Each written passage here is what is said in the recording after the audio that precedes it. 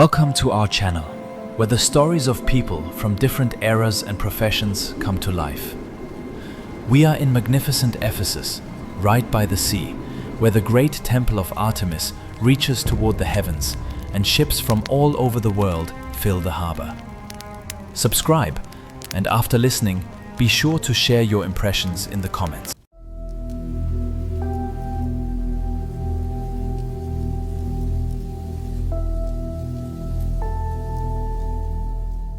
This is the story of one man who walked that path, neither a legendary hero nor a villain from dark tales, but an ordinary person who began as a hungry cabin boy and became a master of his craft.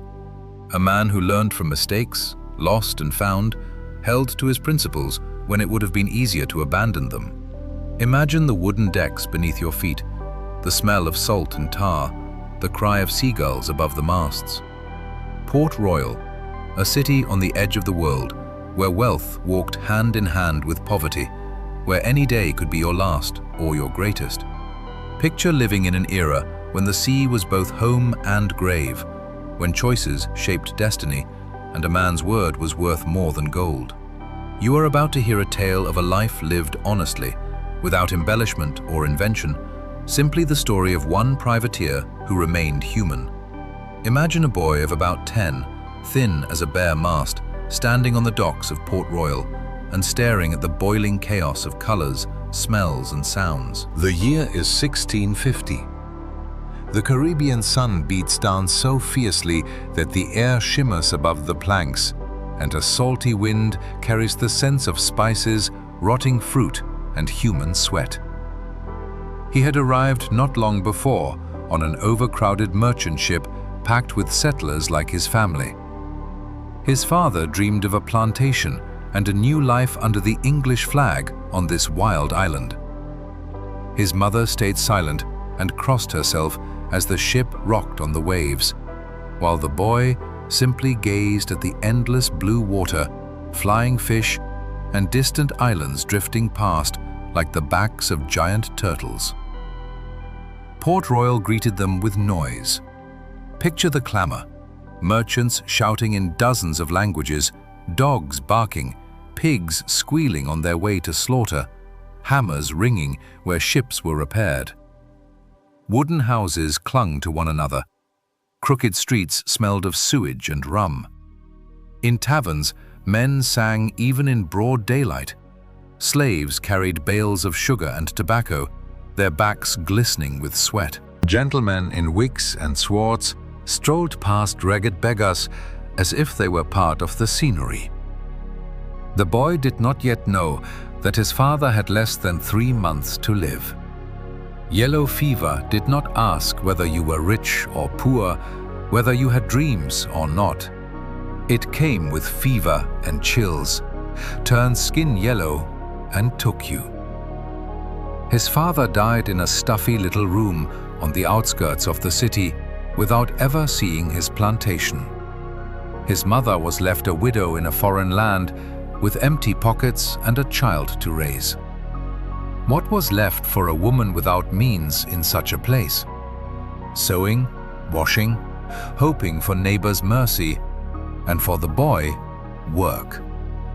At 10 years old, his hands already had to be strong, his back obedient, his temper quiet. But how did it happen that the sea became his road? The port was nearby. Every day he ran there, carrying baskets of laundry for his mother, and every time he froze by the water. At 10 years old, a boy's hands already needed to be strong, his back obedient, and his temper quiet. Yet somehow the sea became his path. The port was always close. Every day he ran there, carrying baskets of laundry for his mother, and each time he stopped by the water, mesmerized. Tall ships with high masts and sails that flapped like giant birds' wings. Swift sloops, nimble and fast. Galleons flying Spanish flags that everyone watched with both fear and greed. And the privateers, armed vessels with English letters of marque, sailing out to hunt Spanish gold. The boy listened to sailors' tales in the taverns where he sometimes delivered food to guests. They spoke of captured galleons, chests of silver, battles where cannonballs whistled overhead and grappling hooks bit into enemy hulls. It sounded terrifying, but to a hungry boy, it also sounded like a chance. He learned to be invisible, lingered near the docks, helped unload nets, carried water, and mended ropes for copper coins. Sailors were a rough breed, hands hard as cables, faces burned by sun and salt. But if you worked hard and didn't steal, they might notice and offer a kind word. Old boatswain Silas Crowe from the merchant ship Mary Rose was the first to pay him real attention. One-armed, his face carved with wrinkles and scars, he sat on a barrel outside a tavern, watching the boy mend a torn net. The knots were neat and quick. "What's your name, lad?" the boy answered quietly, eyes down. "Want to go to sea? As cabin boy?" Imagine that moment. The world freezes. Heart pounding in his throat, thoughts swirling. Real sea, not just watching from shore, but standing on the deck under full sails. Terrifying too. Stories of storms sweeping men overboard, scurvy rotting gums, battles where you could lose more than a hand. He nodded. What choice did he have? His mother barely made ends meet. A cabin boy got food, a place to sleep, and a tiny share. He could help his mother and survive. That was how his life at sea began. Mary Rose was a trading vessel sailing under privateer convoy. Spanish ships prowled these waters like hungry wolves. The first days brought aching muscles and constant dizziness. Everything moved, the deck, the horizon, even the bowl of thin soup in his hands. He vomited over the rail while old sailors laughed and said the sea was testing whether he was worthy. He endured. Understand how a person changes when every day means back-breaking labor, scrubbing decks, polishing brass, climbing masts to handle sails while wind tries to rip them away. Learning dozens of knots, each for its own purpose, obeying the boatswain's commands instantly. Hesitation at sea meant death. He learned sailors were as superstitious as old market women.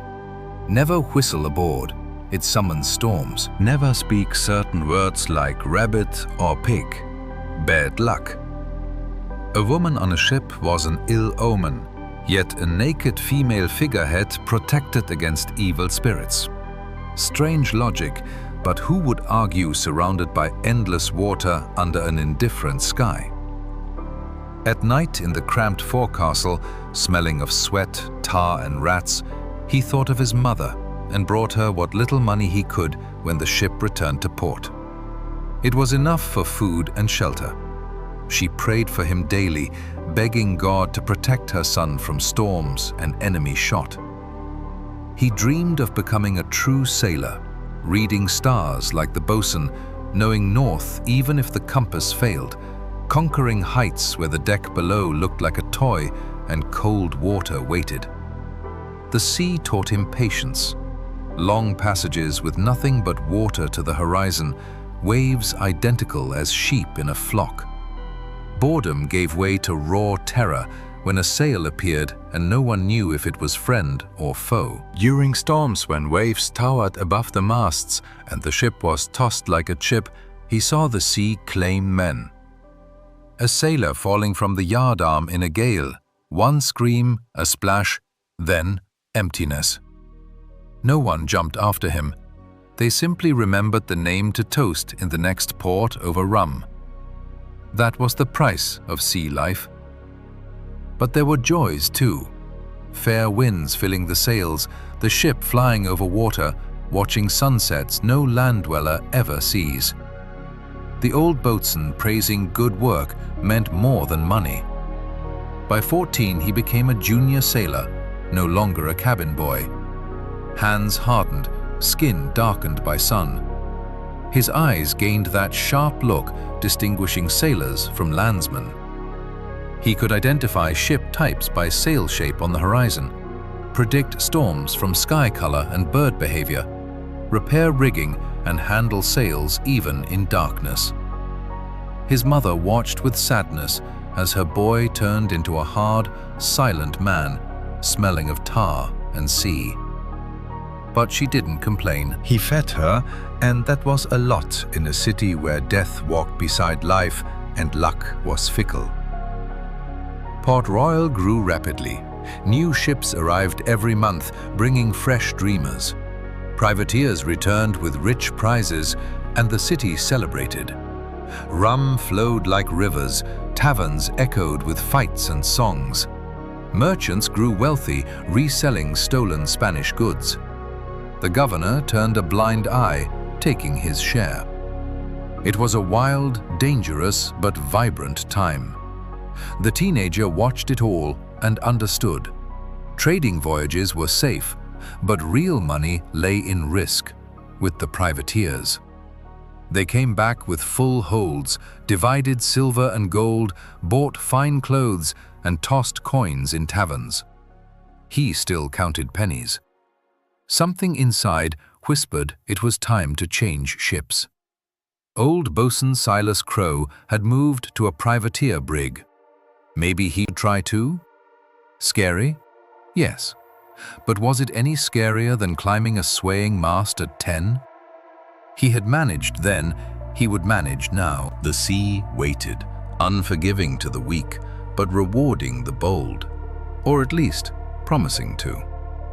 At 18, in 1658, he stood on the deck of the privateer brig Seahawk under Captain Harlan Holmes. The letter of marque from the governor hung in the captain's cabin behind glass, a royal sealed paper that turned robbery into lawful business. One document decided whether you'd hang or receive a share and a handshake in the governor's residence. Transitioning from a trader to a privateer was like moving from a monastery to an army. They carried cargo before, now they hunted it. The crew was different, fewer family men, more risk-takers chasing coin. Discipline was harsher, but the spirit freer. Everyone knew the next voyage could bring fortune or death. Old Silas Crowe, the one-armed man who had once noticed the hungry boy on the dock, now served on the Seahawk. He recommended the young sailor to the captain. Capable lad, golden hands, sharp mind. That was enough. Captain Holmes trusted his instincts. He looked the boy over, nodded, and it was done. Silas became more than a mentor, a teacher of life. In the evenings, when watches changed and darkness fell over the sea, the old man taught navigation, finding latitude by the North Star, dead reckoning when the compass lied near iron, winds and currents that could carry a ship off course or save it. But most importantly, he taught how to read people. Look them in the eyes, lad. A man may lie with his tongue, but his eyes betray him. If a comrade looks away when shares are divided, expect trouble. If the captain is nervous before battle, find another ship. He doubts himself, and that's worse than a storm. These lessons were worth more than gold, though he didn't fully understand it yet. His first real battle came off the coast of Hispaniola, a Spanish galleon, merchant but armed, 6 guns, crew of about 40. The Seahawk approached under neutral colors, then raised English flags and fired a broadside of canister shot across the deck. Imagine the roar of cannons, smoke blinding everything, the smell of powder and blood. Spaniards returned fire. A cannonball whistled so close it knocked the hat off the man beside him. Grappling hooks flew, biting into the enemy hull, pulling the ships together. "Board them!" He jumped over the rail with cutlass in hand, heart pounding wildly. Chaos on the enemy deck. Men fought, shouting in Spanish and English, blood slippery underfoot. Someone swung a pike at him. He parried, shoved, and the man crashed headfirst into a mast. He fought on instinct, training, anger, and fear combined. It lasted maybe 20 minutes. The Spaniards surrendered when their captain fell with a bullet in his chest. The English lost 3 killed, 5 wounded. He escaped with only a scratch on his forearm.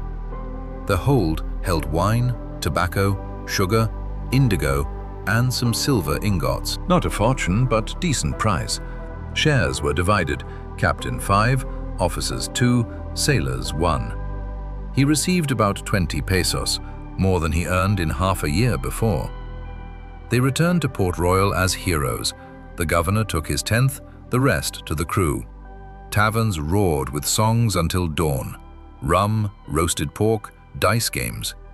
He sat in the corner with a mug, watching his comrades and thinking, so this is what it means to be a privateer. His mother was glad for the money, but looked sadder. She saw the scar on his arm and heard him twitch in his sleep. Even lawful war changes a man. But what choice was there? Plantations needed capital, trade needed connections. The sea offered a chance here and now. Voyages followed one after another. Not everyone was successful. Sometimes they spent weeks at sea without sighting anything worthwhile, eating salted meat, weevil-infested biscuits, and drinking water that tasted of swamp. Scurvy was a constant threat. Bleeding gums, loose teeth, wounds that refused to heal. Silas Crowe made them chew limes whenever they could get them. Sour and unpleasant, but they helped. He matured quickly. By 20, he had become one of the best boarders on the ship. He mastered the musket and cutlass, could repair almost any rigging, and understood commands in 3 languages: English, Spanish, and the crude pidgin spoken by pirates of all nations in the waters. Silas trusted him more and more. During night watches, they often stood together, and the old man shared his wisdom. A privateer walks a thin line, lad. On one side, the law, the letter of marque, the crown's protection. On the other, outright piracy and the noose. Overstep, attack the wrong ship, and the governor will hang you first to please the Spanish. Politics, you see. We're tools while useful. When we stop being useful, the rope. These words sank deep. He began to understand that the sea was not just adventure and romance. It was calculation, caution, knowledge of when to stop. Greed had sunk more ships than storms. In 1660 came a meeting that taught him another harsh lesson. A new sailor named Thomas joined the crew, a cheerful man of about 30, a joker and storyteller. They quickly became close, standing watches together, sharing rum and cards. He seemed like a true friend. After a particularly successful capture of a Spanish brig loaded with cocoa and silver, shares were paid in cash. Nearly 50 pesos jingled in his pocket, a fortune, enough to repair his mother's house, buy decent clothes, and save for the future. They drank in a tavern. Thomas urged him to invest in a joint venture with a reliable merchant, double the capital in a month. It sounded tempting. He hesitated, remembering Silas's words. Trust, but verify. He asked for time to think. By morning, Thomas had vanished, along with the money of several sailors who had trusted him immediately. Almost 100 pesos stolen. The deceived men swore to find and hang him, but Port Royal was large and full of shadows. No one was caught. He lost only his money, but the lesson burned deep. Closeness could be false. Not everyone who drank rum with you would cover your back in battle. From then on, he became more cautious, watching newcomers and slow to open up. Silas nodded approvingly when he heard, "Smart lad. Shame you learn through deceit, but that's the only way here." Their bond grew stronger. The old man was lonely, having lost his family long ago, and his arm in a skirmish with the French 10 years earlier. He saw something like a son in the young sailor, though he never said it aloud. The lad absorbed knowledge like a sponge: navigation, boarding tactics, repairs, handling sails in a storm. Everything was honed to instinct. Captain Harlan Holmes noticed the progress and began entrusting him with greater responsibilities. commanding prize crews on captured vessels, navigating the ship to port when the captain was occupied. Dreams began to change. Earlier it was simply to survive and feed his mother. Now, to save enough for his own venture. Perhaps one day his own ship. It sounded bold for a common sailor, but Captain Holmes had also started from the bottom. Port Royal boiled with life. Privateers returned with prizes. The city grew richer. New houses rose, new taverns opened. Merchants sold stolen Spanish silver as if it grew on trees. Slaves built shipyards while planters expanded their fields. England strengthened its hold on the Caribbean, and Spain could only grind its teeth. He saw the ugly side of this wealth: inequality, cruelty, lives worth less than a copper coin. A drunken sailor might stab a comrade over a card game. Hangings were rare. Usually they simply threw the man off the ship. Slaves died by the dozen on plantations from brutal labor. Men aged by 30, sick and poor. Yet opportunities existed. Anyone with skill and courage could rise if he didn't break. By 21, he became the unofficial assistant to boatswain Silas Crowe. When the old man was busy, questions about rigging and crew went to him. The respect of his comrades warmed him more than rum. His pay increased, shares grew larger. He saved every peso he could. Tavern keeper Mary, a stout woman with kind eyes and a firm character, noticed him not as a customer, but as a man. He paid honestly, respected his comrades. They talked sometimes. She fed him stew. He helped repair her leaking roof. Nothing romantic, just rare warmth in this harsh city. The sea remained his true home. Waves, wind, endless horizon. He had learned to love this freedom despite the danger. On shore, he always felt out of place, too quiet, too still. Here, the deck moved under his feet, rigging creaked, gulls cried. Fears remained. Every boarding action brought the thought, maybe today my luck ends. Bullet, blade, falling overboard. He had seen comrades die, quickly, senselessly, forever. The sea forgave no mistakes, but he learned to hide fear behind a mask of confidence. Silas once told him, "Courage is not the absence of fear, lad. It's doing your duty despite the fear." Wise words from a man who had lost an arm but never left the sea. Superstitions took root. No whistling, no forbidden words, no sailing on Fridays. He carried his father's copper cross in his pocket. Not strong belief, but better safe than sorry. These years shaped him. From a boy he grew into a strong, wiry man with a sharp gaze and quick hands. Master boarder, expert seaman, cautious with strangers, but loyal to those who earned it. He hid kindness behind a rough manner, but helped when he could. Slipped money to his mother, aided comrades in debt, gave away his last shirt when needed, never speaking of it. Life flowed on. Raids, port, raids again. Dangerous, but normal for a privateer. Savings grew slowly. One day he thought it would be enough for his own venture. Letter of marque, ship, crew. It sounded like a dream, but every man needed one. In 1663, at 23, he received the position of assistant navigator on the Seahawk. Captain Harlan Holmes personally gave him a fine brass sextant in a leather case. "Treasure it like your eyes. With this, you're worth more than half the crew." Navigational work demanded not just strong hands, but a sharp mind. Mathematics, astronomy, charts, currents. Silas passed on everything he knew, but now further study was required.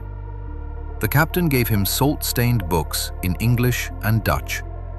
Evenings by oil lamp, he studied latitude tables, star charts, descriptions of reefs and sea miles. Responsibility weighed heavily. One error in calculations could run the ship aground, lose them in the ocean, or miss a prize. 30 lives depended on his figures and his ability to know their position in endless blue. His first independent passage to the shores of Cartagena went flawlessly. They left Port Royal at dawn, sailed southwest. He kept dead reckoning, checked position by sun at noon and stars at night. When the mainland mountains appeared exactly where predicted after 5 days, the captain clapped his shoulder. A good navigator is worth his weight in gold. Pay rose to officers' share, nearly double. His mother could hire a servant and stop washing other people's laundry until her fingers bled. He bought decent clothes, thick wool jacket, leather boots, feathered hat. He looked almost a gentleman, though his scarred hands still belonged to a dock boy. But the bitterest lesson came not from the sea, but from a man. A new sailor named Thomas joined the crew, a seasoned mariner in his late 20s, cheerful and open. He quickly fit in, worked without complaint, and showed no fear in battle. They became close, drinking together, playing dice, sharing stories. Thomas spoke of voyages to Virginia, fur trade, and beauties in Boston ports. It felt like a real comrade, unlike the previous traitor. Trust grew quietly over several years. After successful raids, they saved money and dreamed of investing together. Thomas suggested buying a share in a tavern. He leaned toward a small warehouse to resell goods to captains. They argued, planned, calculated profits on their fingers. By 1665, he had saved nearly 150 pesos, an enormous sum for a common sailor. He kept it in a strong chest under his bunk, lock secure, key on a chain around his neck. Thomas knew exactly how much was there. They had shared their plans. When we reach 200 together, we'll start the business, brother. You've got the head, I've got the hands. Port Royal will be ours. That spring, the Seahawk went into repair. Hull cleaned of barnacles, rotten planks replaced, seams caulked. The crew lived ashore for a month. He rented a room near the port. Thomas settled nearby. It was convenient. Together to the shipyard, together to the tavern. One day he returned from the market with rope for personal repairs and found his door ajar. Heart sinking, he rushed inside. The chest was smashed open, the lock torn off, every peso gone. Thomas disappeared the same day. Neighbors had seen him leaving with a heavy sack, hurrying without looking back. He claimed he was going to the shops. No one saw him again. Try to understand the storm in his soul. It wasn't just money, it was years of labor, risk, and hope turned to nothing. Worse was the pain of betrayal. A man he called friend, with whom he shared dreams, laughter, and rum, had robbed him and fled like a common thief. The captain helped search. They questioned dock rats and tavern keepers and found a lead. Thomas had bought passage on a Dutch trader bound for New Amsterdam, too far to pursue. The crew offered sympathy. Silas cursed loudly. I told you, pup, trust but verify. Why did you talk about the money? He stayed silent. It was his own fault. He had opened up too much, trusted too easily. But Captain Harlan Holmes spoke differently. Don't blame yourself for trusting, lad. The world is to blame for rewarding scum. You will remain a man while he becomes a beast. The difference is who you wake up as in 20 years. The words warmed him a little, but the money was gone. He had to start saving again. Bitter to the core, but what choice? The sea didn't wait while you grieved. This event changed him. He became closed off, cautious to the point of stinginess with words. He respected comrades, but let no one close. Even with Silas, whom he loved like a father, he kept some personal distance. Trust was a luxury few could afford. He worked even harder. Every voyage he gave his all, saved every share, denied himself extras. Less rum, no gambling, clothes worn to threads. His mother didn't understand why he had grown so miserly, but didn't ask. She saw her son had withdrawn and hardened. In 1666, a raid restored his faith in luck. Captain Holmes received intelligence: a Spanish convoy carrying silver from the Panama Isthmus to Havana. 3 ships, moderate escort. The governor approved.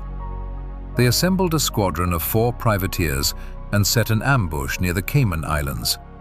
They waited 3 days, hidden behind rocks. When the Spaniards appeared, they struck suddenly. The battle raged for 2 hours. Cannon fire, boarding actions, smoke and chaos. 1 Spanish ship sank, 2 were captured. The English lost 1 vessel burned by a grenade, but the crew escaped.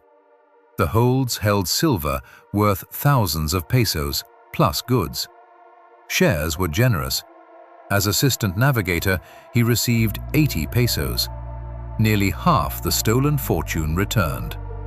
He hid the money more securely, part with his mother, part buried in a secret spot outside town under an old tree's roots. Not a word to anyone.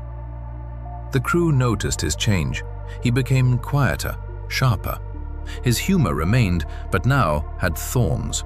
He could mock foolishness cruelly. Comrades feared him a little, but respected him deeply. Reliable in battle, a man of his word. Silas Crowe was growing old. His remaining arm ached more often in damp weather, and the stump of the lost one throbbed. One day, he admitted, "Soon I'll go ashore, lad. The sea is no longer for me. Are you ready to take my place?" He nodded. He was ready. Boatswain on a privateer ship was a serious position with good pay, another step upward. By the end of 1666, Silas truly retired. Captain Harlan Holmes appointed him to the vacant role. Now he commanded the deck crew, responsible for rigging, discipline, and boarding parties. Real power came with new caution. He couldn't be too soft, or the men would climb over him. He couldn't be too harsh, or they would rebel. Balance was everything. He managed it well. The crew obeyed, the captain had no complaints. He visited the old boatswain regularly in his small hut on the edge of Port Royal, bringing rum and food, listening to old stories. Silas was grateful, though pride kept him from saying it outright. "You've grown into a real man, lad. Life has roughed you up more than most, but not more than you could bear." These visits warmed his soul. Silas had no one else. He himself had almost no one except his mother, who wisely stayed out of his sea world. The sea remained his faithful companion, waves, wind, infinity. Sometimes at night on watch under the stars, he wondered if it was all worth it. The risk, losses, pain. But he found no answer. He simply lived on, voyage after voyage, saving money, guarding himself, learning from mistakes. Life taught its lessons. You couldn't trust people, yet you couldn't survive without them. That paradox lay at the heart of this time, this place, this trade. At 30, a man either finds his place in the world or keeps searching until his last days. The year 1670 brought what he had dreamed of for years, a privateer's letter of marque with the royal seal and his own ship. It sounded proud, but those words hid years of labor, risk, and pennies carefully hoarded. The patent cost 50 pesos officially, plus 30 more in the governor's pocket to move the paper to the top of the pile. Bribery was normal. Everyone did it.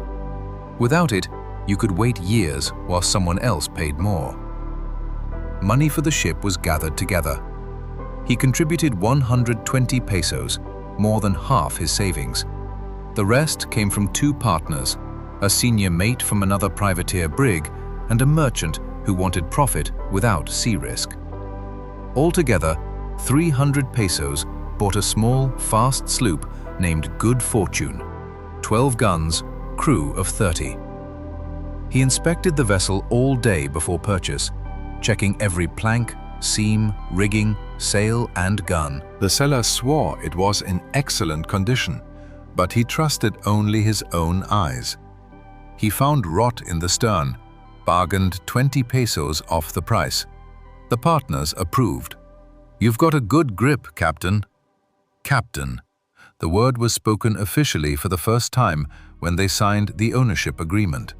A strange feeling, pride mixed with the fear of responsibility.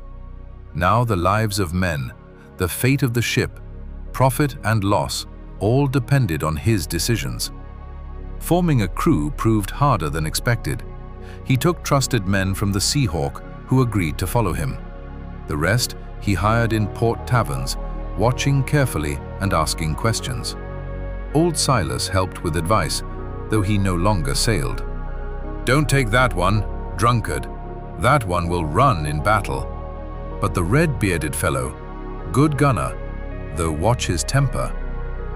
The first voyage under his own command came in autumn 1670. He sailed good fortune toward the Cuban coast, hunting Spanish traders. He worried so much he barely slept. Had he calculated the course correctly? Was there enough provisions? 100 questions tormented him. The crew felt their captain's tension but worked smoothly. The first week brought fair winds and calm seas. He stood at the wheel himself, not fully trusting the helmsman despite his experience. Everything was in his hands now. They met a small Spanish brig near Cape San Antonio. Crew of 20, lightly armed. Easy prey if handled right. They approached within range, raised the English flag, and fired a warning shot. The Spaniards tried to flee, but good fortune was faster. The boarding lasted 15 minutes.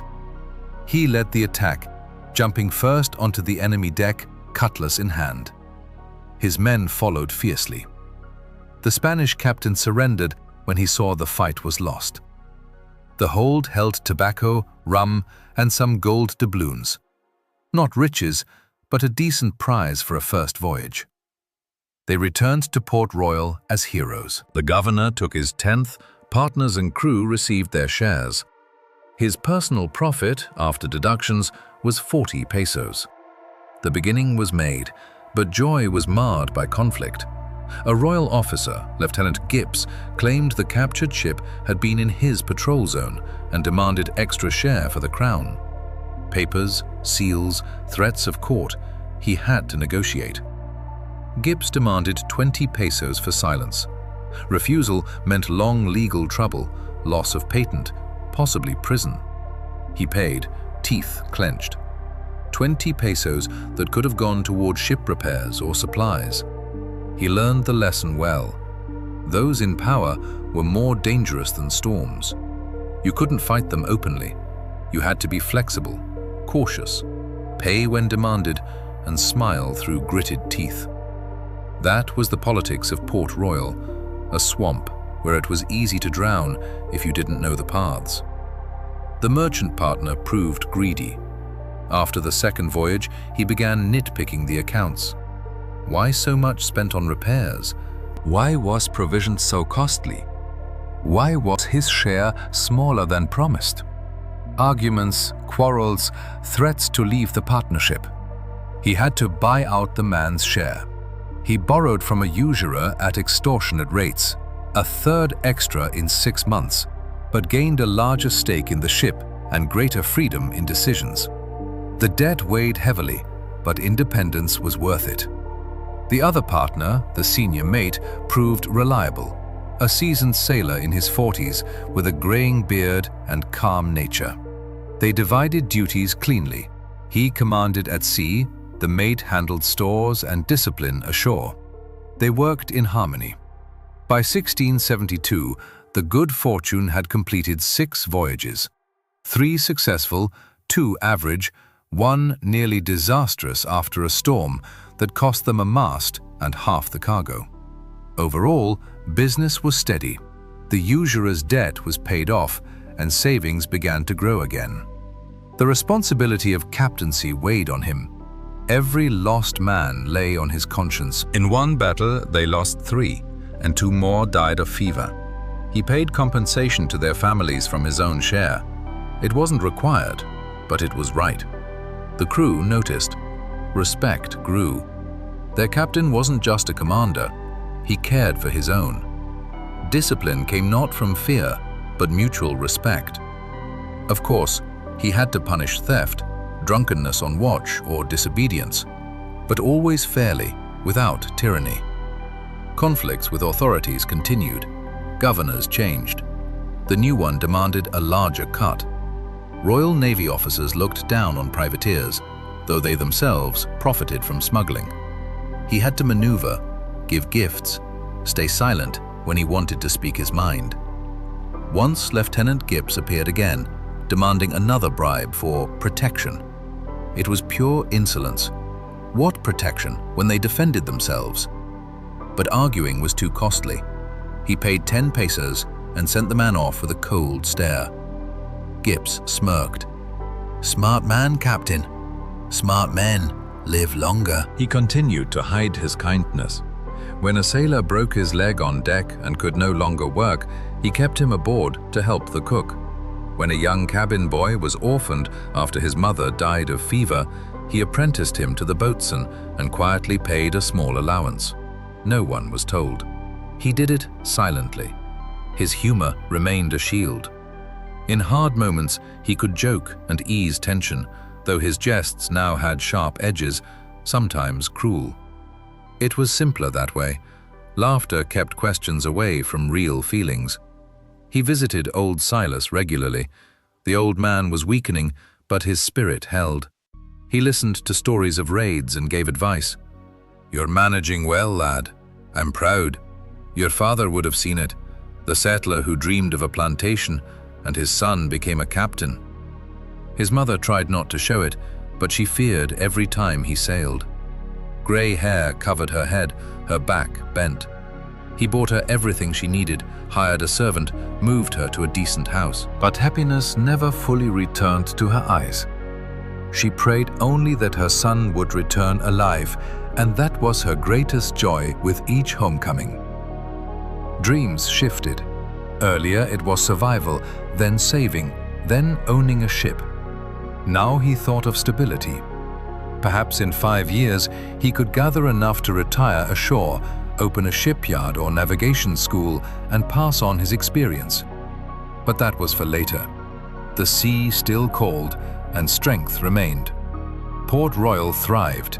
New buildings, new people. Wealth flowed like a river. Privateering reached its golden age. Dozens of English-lettered ships harassed Spanish trade. The governor encouraged it, the king approved. Golden times for those unafraid of risk. Yet he saw the dark side.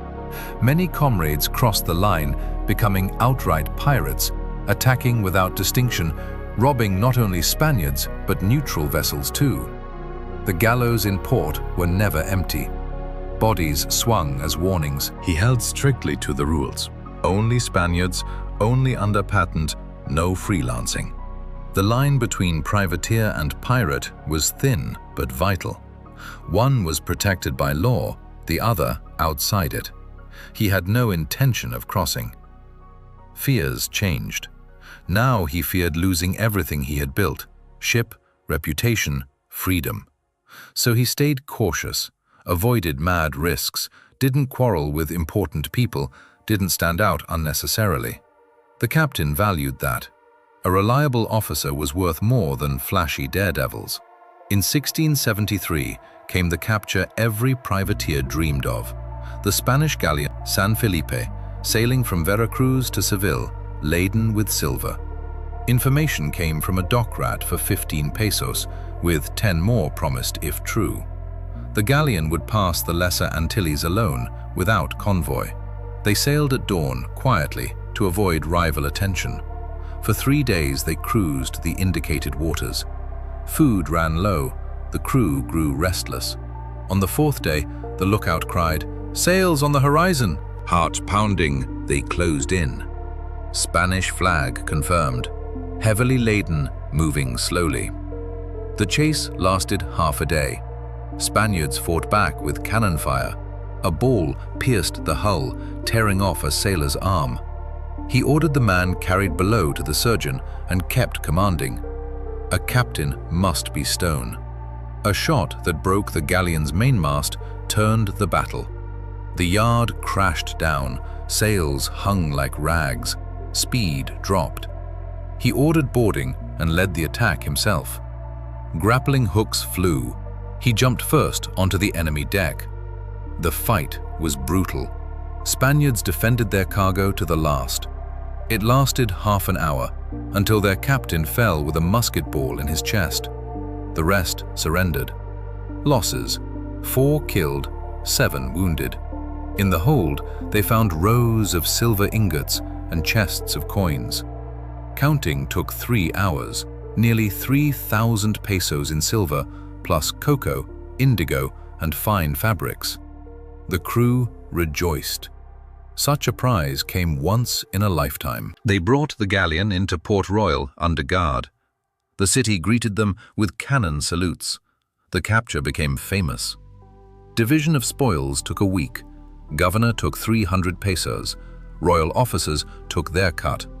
After shares, wounded compensation, and payments to families of the fallen, he cleared 230 pesos, real wealth. He bought a solid 2-story stone house in the center of Port Royal. His mother moved in, weeping with joy.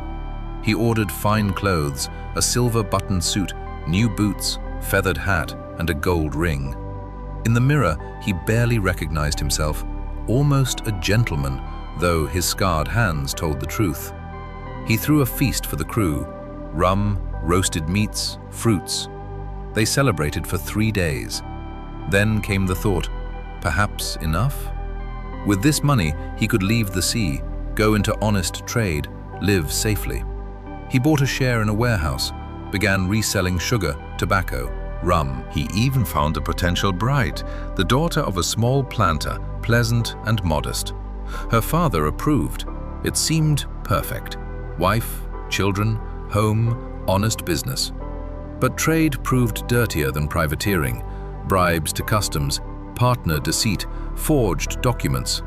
Honest merchants were eaten alive. To survive, he had to play their game. Rivals undercut him. One competitor bribed an official and his sugar cargo was confiscated. Another partner delivered rotten tobacco. Losses mounted. The bride proved demanding, wanting dresses, jewelry, servants. Her father hinted at more money for land. In 6 months, most of the fortune had melted away. Shore life choked him. Trade disgusted him. The prospect of marrying a calculating woman filled him with gloom. The sea called, the creak of rigging, salt air, the roll of the deck, dangerous but free.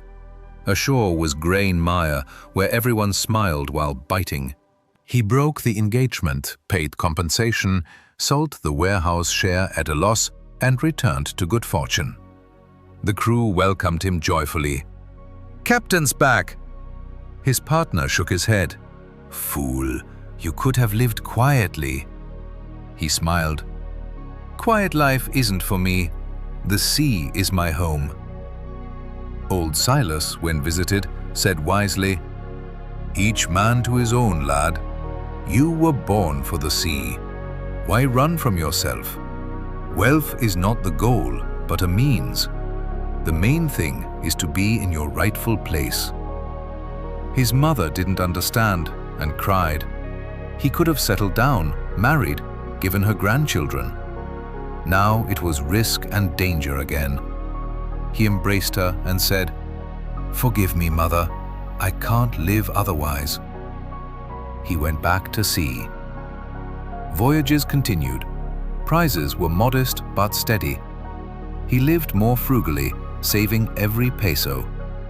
He understood that true stability wasn't in money or houses, but in doing what you were meant to do.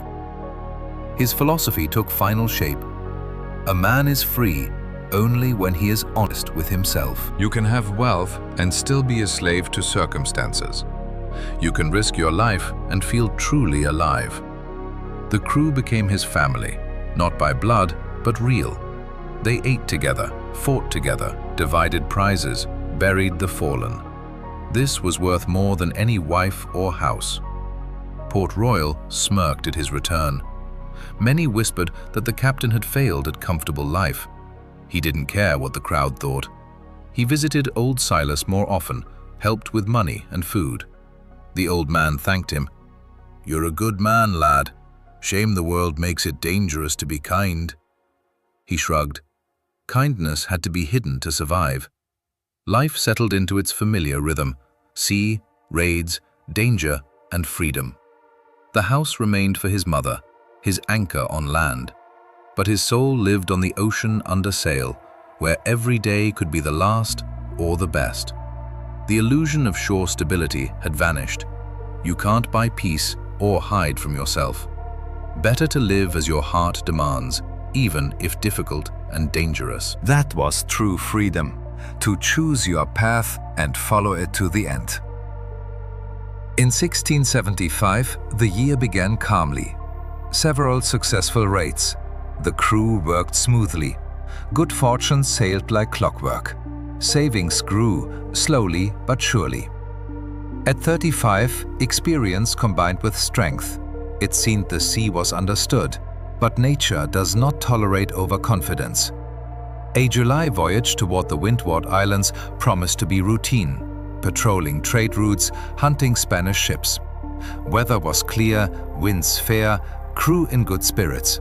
Even his father's old copper cross seemed warmer in his pocket. On the third day, the sky changed. Clouds darkened and pressed low like a lead blanket.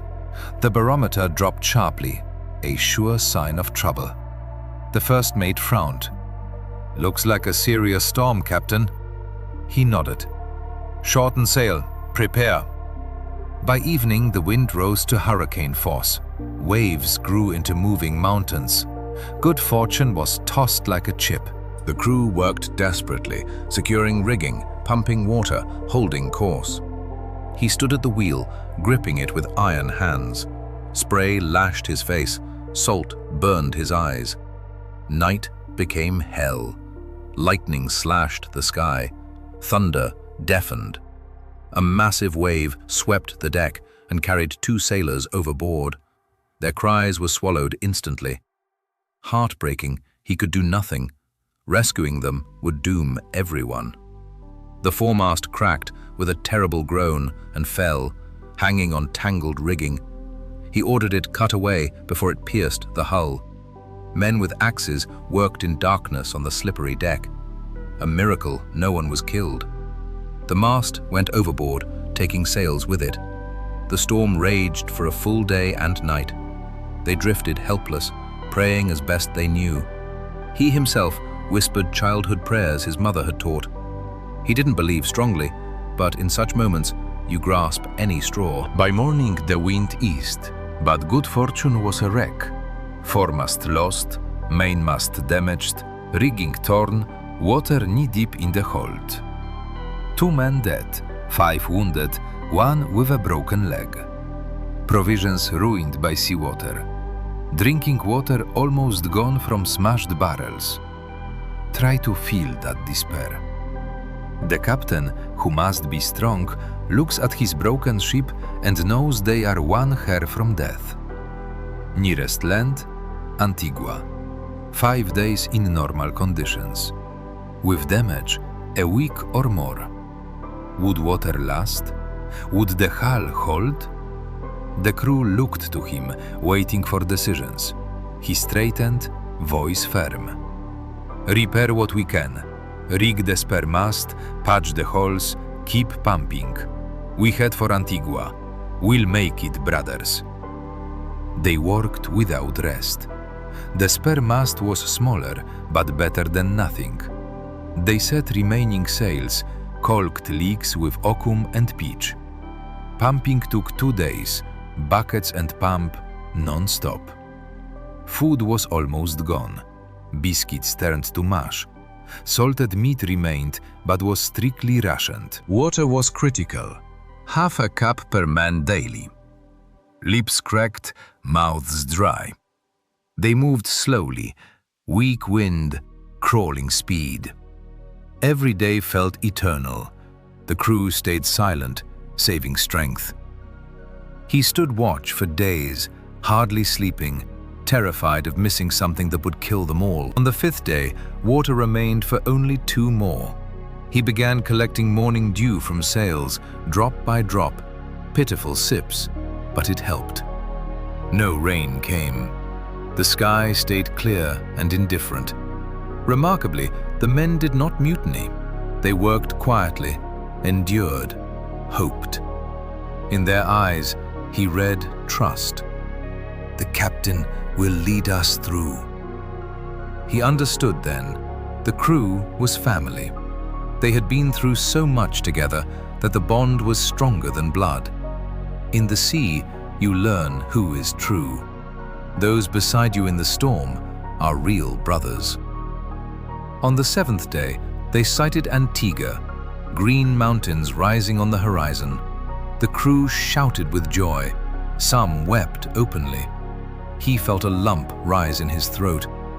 They had made it, alive. They anchored in a quiet bay and reached the small settlement.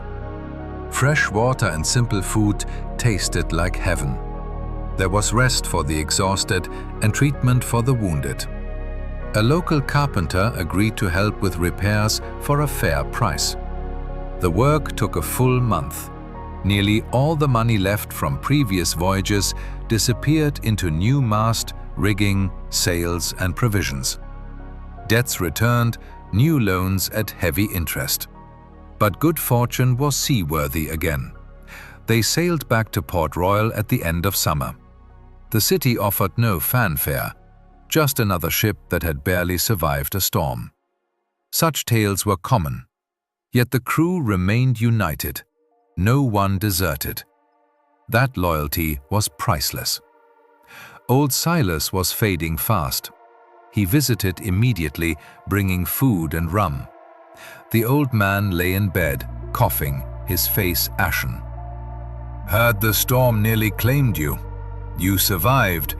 Means it wasn't your time yet." He recounted the ordeal, how the crew held together. Silas nodded slowly. Men reveal their true nature in hardship. Cherish them, lad. True comrades are rare. Those words struck deep. He decided to pay compensation to the families of the men lost in the storm, even if it meant deeper debt. 20 pesos to each widow, a fortune for him at that moment, but the right thing. When the crew learned of it, their respect became absolute. Their captain cared for the dead as well as the living. In the voyages that followed, the men worked with redoubled effort. Their loyalty was unbreakable. His philosophy changed forever. Earlier, he believed the goal was to accumulate wealth. After the storm, he understood the main thing was people. Fortune comes and goes, but faithful comrades endure. The sea taught that no man survives alone. Only together can you stand against the elements. Superstitions grew stronger. The hurricane had shaken him to the core. Before every departure, he now spat over his shoulder 3 times and threw 3 coins into the sea. He carried a new talisman, a specially woven knot an old sailor had made, said to guard against storms. It might have been superstition, but it brought him peace. His bond with the crew warmed. Where once he kept strict distance, he now sat with them on the forecastle in the evenings, listening to their stories and occasionally sharing his own. It was not familiarity, but genuine closeness. The first mate became a true friend. Together they had fought the storm, made life and death decisions, and risked everything. After that, trust between them was absolute. Fears dulled. He had stared death in the face so many times that it no longer terrified him as sharply. Now, he feared only failing his comrades, losing the ship, or breaking his duty. Responsibility had become his purpose. His mother rejoiced that he lived, but more grey appeared in her hair. A mother's heart always knows how close the brush with death had been. Old Silas died quietly that autumn, in his sleep. They buried him at sea in the old sailor way, wrapped in canvas with a weight at his feet. The entire crew of good fortune attended.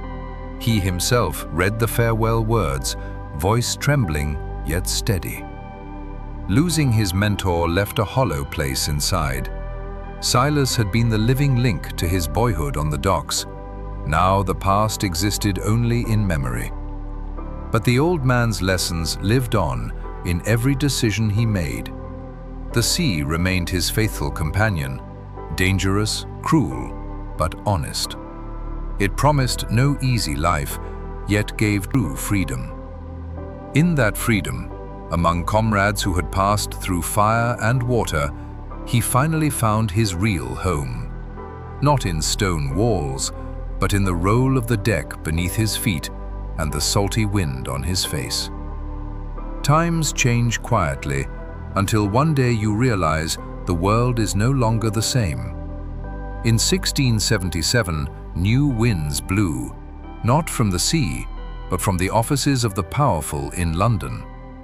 The Crown decided privateering was no longer profitable. Peace with Spain seemed more attractive than prizes in the Caribbean.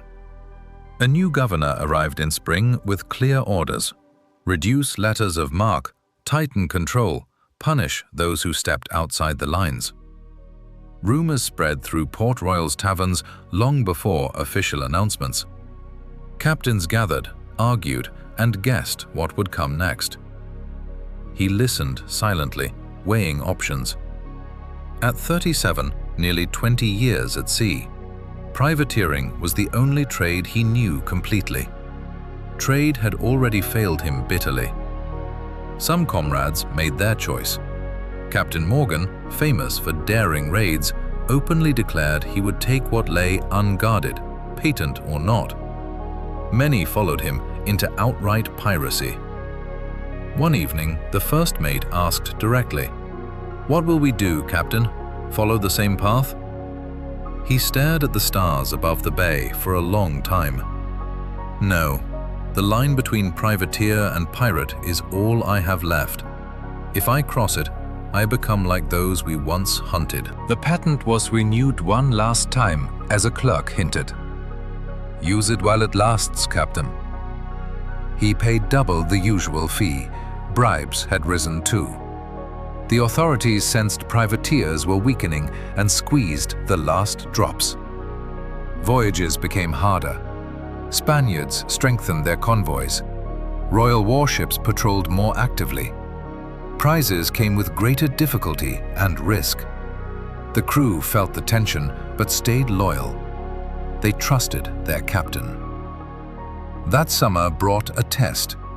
They encountered a French merchantman, a neutral vessel loaded with cloth and wine. The crew grew excited. "Take her, valuable cargo, no one will know." The patent technically allowed seizure on suspicion of contraband. He refused. "The French are not our enemies. We take only Spaniards under patent. Anything else is piracy." The men grumbled. One bold sailor, Jack, declared openly, "The captain's gone soft. Money floats by while we starve." He had to put the man in his place before the entire crew. "On my ship, my rules. If you don't like it, leave in port. I'll find another." Jack backed down. The others quieted. Authority held, but a crack had appeared. The first mate supported him. "You did right, Captain. Become pirates, and it's the end for all of us. The noose doesn't care if you're rich or poor." In autumn came news. Several former privateers who had turned pirate were captured and hanged. The governor staged a public execution in the main square of Port Royal. He attended and watched the bodies swing. He had known some of them, shared drinks and battles. Now crows pecked at their eyes. The lesson was clear. The authorities did not joke. He returned to the ship, gathered the crew, and pointed toward the square. "You saw? That is what happens to those who forget the law. We remain privateers while the patent lasts. After that, we will find another honest path." Pressure grew from both sides. Authorities tightened the noose. Patents would soon end completely. Meanwhile, old comrades tempted the crew with easy prizes without paperwork. Balancing became harder every day. In 1678, the patent expired for good. The governor announced no new ones would be issued. Privateering in Port Royal was officially over. Dozens of captains were left without work. Some turned pirate, others tried trade, many drank themselves to ruin. He gathered the crew on the deck of Good Fortune one last time. "Brothers, our time has ended. No more patents. Privateering is finished. I propose one final raid, clean, by the rules. We'll take a Spaniard, if fortune allows, divide the prize, and go our separate ways. Who is with me?" Every hand rose. Even those who had grumbled before remained loyal. They sailed on what felt like both a celebration and a funeral. Luck stayed with them. They captured a small Spanish brig off Jamaica without a fight. The Spaniards surrendered at the sight of the armed sloop. The cargo was modest but honest. They returned, divided the shares. Each man received 10 pesos, little but symbolic. The farewell with the crew was heavy. Some had sailed together for 20 years and become like family. They embraced, swore to remember each other, knowing life would scatter them. The first mate decided to try trade and open a shop. He lent him money to start, interest-free. "Thank you, Captain. You were the best. And you, my friend." Good Fortune had to be sold. Without a patent, the ship was a burden, expensive to maintain. A merchant buyer wanted to convert the privateer sloop into a cargo vessel. Signing the papers felt like tearing out a piece of his heart. The ship had been part of his life, home, and hope. Now it belonged to another. With the 150 pesos from the sale, he invested carefully. Not in trade this time, he had learned that lesson. He bought a share in the tavern, belonging to the same Mary who had once fed him stew for free. She had aged, but still ran the place with spirit, and was glad to have him as partner. Captain turned landsman, welcome aboard. Shore life began again, this time without illusions. The tavern brought steady income, but his soul ached for the sea. He often sat on the dock in the evenings, watching ships sail beyond the horizon. His mother was happy. Her son was finally safe. He didn't argue, but inside he felt emptiness. The shore was not for him, no matter how he tried. One day, a captain of a trading convoy approached him. "I heard you know the Caribbean better than any man. We need someone to escort our ships and protect them from pirates. Good pay." The offer interested him. Not privateering, but still the sea. Honest work, defense, not attack. He accepted. Convoy duty was lawful and respected. His battle experience and knowledge proved invaluable. Merchant captains paid reliably. Sailors were grateful for the protection. Thus he found a new path. No longer hunter, but guardian. No longer a licensed raider, but an honest professional. Life regained meaning. His principles remained intact. The line had not been crossed. At 39, he had become the respected captain of convoy service, a name spoken with esteem from Jamaica to Barbados. Reputation had become capital that could neither be stolen nor sunk. Convoy voyages ran regularly. Merchants paid willingly for protection. Pirates had multiplied after the end of privateering, making the sea more dangerous than ever. He led caravans of 3 to 5 ships aboard a well-armed small brig, always sailing at the head. He recruited his crew from old comrades who had also been left without work after the privateering era ended. The work demanded different skills, not to attack, but to prevent attacks, to read the sea, to anticipate where danger might hide. He knew the pirates' minds well. Many were former privateers. Young sailors sought him out for knowledge. Cabin boys and junior seamen asked him to teach navigation, boarding tactics, and handling sails in storms. He never refused. Passing on experience brought him quiet joy. Seeing clumsy hands become confident and fear turn to understanding was rewarding. One boy in particular reminded him strongly of himself at that age, thin, hungry, with burning eyes. An orphan who hung around the docks. He took him as cabin boy and trained him personally, showing how to tie knots, read stars, and stand firm in battle. The first mate, his old partner from good fortune, now owned a small shop and sometimes visited the tavern. Business was middling. Trade demanded cunning he didn't possess. He helped with advice and occasional interest-free loans. Their friendship remained strong despite different paths. The tavern prospered. Mary handled daily operations while he managed larger matters and investments.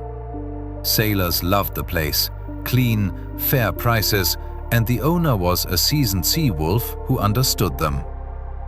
Evenings he sat in his corner, listening to conversations, sometimes sharing stories. The young listened in awe. The old nodded in recognition of those wild times. Life gained rhythm without becoming dull. Each convoy was a test, each responsibility heavy. Pirates tried to attack several times. Once it came to battle, but they repelled it, losing only one wounded man. His tactics worked. Show strength without unnecessary heroics, so attackers sought easier prey. Reputation protected him. Pirates knew a convoy under his guard was a tough nut to crack. Merchants valued this and recommended him. Orders flowed steadily, pay was good. Savings finally reached the sum he had once dreamed of, 300 pesos clear of debt. He could have bought land, built a larger house, or invested in big business. But desires had changed. Wealth was no longer the goal. Enough for a comfortable life, to help those close to him, and to do work he respected. His mother faded slowly. Years had taken their toll. He hired the best doctor in Port Royal, bought medicines, and sat by her bedside. She smiled weakly. "You grew into a good man, son. Pity your father never saw it." He told her his father watched from heaven and was proud. Whether he believed it himself, he didn't know, but it eased her. In the spring of 1680, she died quietly in her sleep. They buried her near the church. He stood by the grave, looking at the small mound of earth, thinking he was truly alone now. No more living link to his childhood and the beginning of his journey. Loneliness did not crush him. Life had taught self-reliance. He still had comrades, work, and the sea. The orphan boy, now called Will, had in 2 years become a solid sailor. He learned quickly and without fear. One day he told him, "You remind me of myself at your age.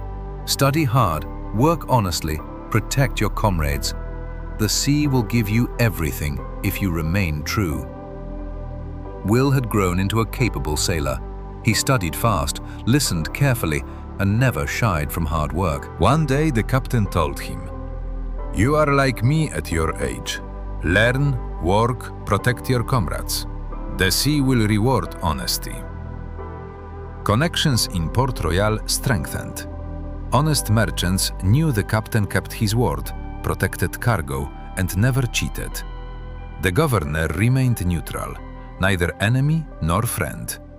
Royal Navy officers like Gibbs looked down on him but left him alone. His work was lawful. He sometimes met old comrades from privateering days. Some had drunk themselves to ruin. Others grew rich as pirates and hid. Still others became planters. Their fates differed, but all remembered those years with nostalgia. "Golden times, eh, Captain?" He would shrug. "It was our time, neither better nor worse than now." His life philosophy had fully formed. Happiness lay not in wealth or glory, but in mastering a respected trade, passing on knowledge, helping those nearby, keeping one's word, guarding honor, and never crossing the line. He continued to hide his kindness, quietly aiding widows of fallen sailors, giving money to comrades in need, paying for the education of promising boys, always silently, without show. His humor stayed sharp and protective, but comrades understood the warmth behind the gruff jokes. Caution with authorities had become second nature. He paid taxes on time, broke no laws, smiled at officials, and gave small bribes when necessary. Fighting the system was pointless. Better to adapt while remaining inwardly free. The sea remained his greatest love. Every voyage was a holiday. Wind, waves, horizon. Even at 39, he felt truly alive only there. The shore was rest, not life. Plans for the future were modest. Continue convoy duty while health allowed, then open a navigation school to teach young men the art of the sea and pass on everything he knew. Will once asked, "Captain, do you regret anything?" He thought for a moment. Betrayals, yes. Lost comrades, yes. Never marrying or having children, sometimes, but overall no. I lived as I chose and remained myself. Port Royal changed. The city grew richer, became more civilized. Fewer drunken brawls, more decent houses, churches and shops. The wild era of privateering faded into legend. The new generation saw it as stories. He was a living legend, one of the last honest privateers who never turned pirate. Life became calmer but not empty. Work, friends, students, the sea. That was enough for deep, genuine happiness. Sometimes he watched sunsets from the deck and thought, the path had been long, from hungry cabin boy to respected captain, through storms, battles, betrayals, and losses. Yet he had walked it with dignity, unbroken, uncompromised. That was what mattered most, to remain human no matter what. One clear evening in late 1681, while escorting a valuable convoy, a sudden savage attack came not from Spanish or common pirates, but from a ghost of the past. A well-armed vessel led by none other than Thomas, the man who had betrayed and robbed him years before. Now a ruthless pirate captain, Thomas had recognized the convoy and chosen revenge mixed with greed. In the fierce battle that followed, Captain Elias Hawthorne led the defense as always, fighting from the front. He saved the convoy and most of his men, personally dueling Thomas on the enemy deck.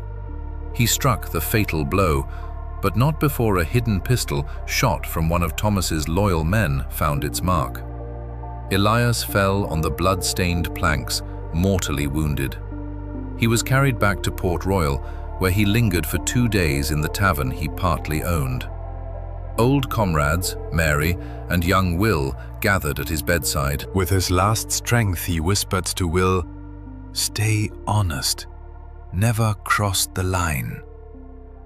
Then looking toward the harbor through the window, he smiled faintly as the sea whispered its eternal call. Captain Elias Hawthorne died at 41, leaving behind no fortune, no grand estate, but a legacy of honor, loyal friends, and students who would carry his lessons forward. The sea had claimed its most faithful son in the end, not in a storm or glorious battle against Spain, but through the shadow of an old betrayal that finally caught up with him. Yet even in death, he remained a man who had never broken his principles.